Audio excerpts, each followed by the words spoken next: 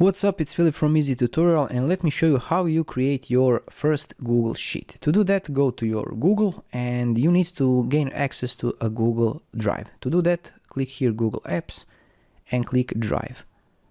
And over here you can right click on it and click Google Sheets, or go over here, click New and click Google Sheets. If you click this arrow, you can create a blank spreadsheet or from a template. So let's, for example, create one blank sheet. Just click it and you have your sheet. You can rename it over here.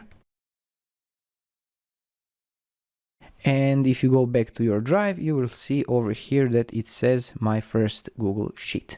To delete it, just close it in your browser and delete it over here. And if you accidentally delete it, go to trash, my first, right click and restore, and click over here my drive, and it will be back. And this is it. If you find this helpful, let me know in comments below.